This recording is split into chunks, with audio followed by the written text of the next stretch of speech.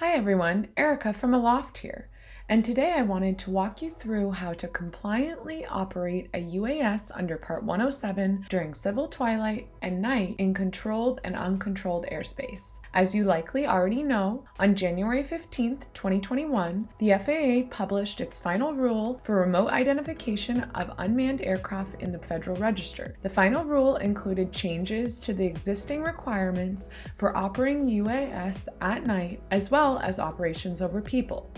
Updates to the drone operations at night / civil twilight in controlled airspace for Part 107 pilots came into full effect on April 21st, 2021. As of May 17th, 2021, nighttime waivers are no longer valid and operators must be in compliance with the new rule. Under the new nighttime rule, you can fly at night in controlled airspace if you have a LANC authorization that was approved for that day. Currently, the LANC system only allows for approval of daytime authorizations.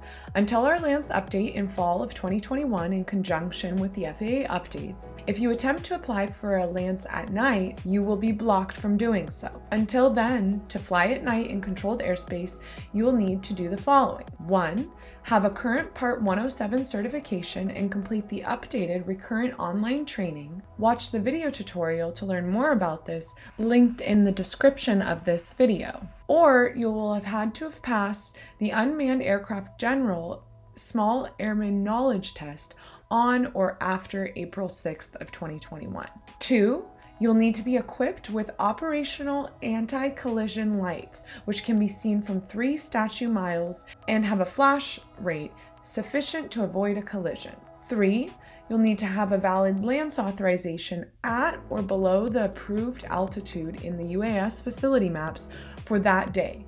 For example, get an authorization for 2 p.m. that day to fly at 10 p.m. that night. 4.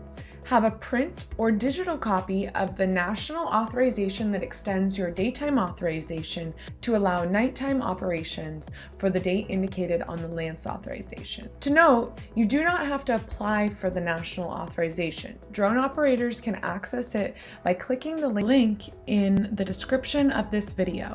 The national authorization is effective only in conjunction with LANC issued at or below the UAS facility map values of the same calendar day. Nighttime operations that carry over from one calendar day to the next will require separate LANC daytime authorizations for each calendar day. Now let's look at an example. Let's say I have a project where I need to operate my drone from 6:30 to 9:30 p.m. in Class D controlled airspace surrounding KBFI in Seattle, Washington. Because sunset is at 8:04 p.m. at this location, I would be required to apply for a LANC authorization from 6:30 p.m. to 8:04 p.m. because that would be the period of daylight hours of my intended operation, and also have a print or digital copy of the national authorization.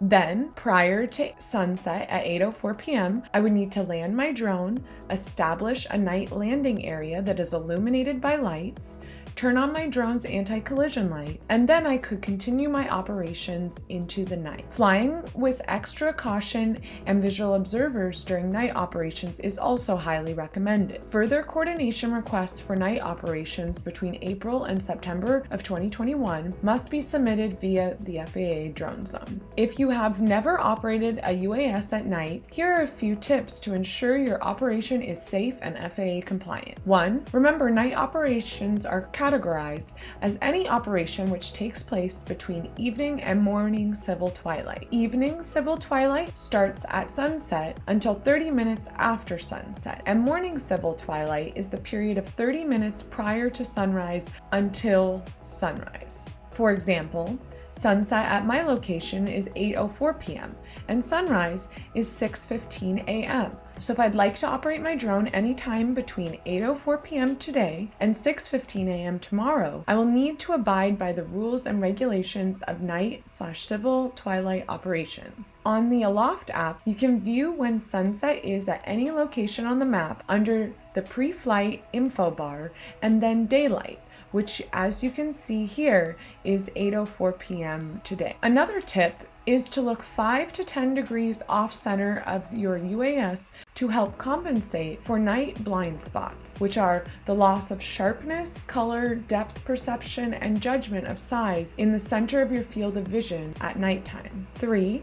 Avoid looking at bright lights after adapting to the darkness of your operational area. 4. It is strongly recommended, especially if you are new to night operations, to designate one or more visual observers to scan for other aircraft or obstacles during your operation. A visual observer does not have to be a certified Part 107 pilot to assist with visual observation of a UAS operation. 5. Establish a night landing area that is illuminated by lights. 6. Immediately land your UAS if you cannot determine its location relative to another aircraft. 7. Always make sure your anti-collision light is on and visible up to 3 miles away to maintain FAA compliance and aid in the visibility of the aircraft before takeoff. There are many companies that sell aftermarket lighting solutions for popular drone brands. One brand with a good reputation is Lumicube, which is the type of anti-collision light seen here on my drone. You can learn more about Lumicube's anti-collision light solutions by clicking the link in the description of this video. I hope you found this information useful, and best of luck on your night operations. If you have any questions, feel free to reach out to our team at support@aloft.ai. As always, fly safe and fly often.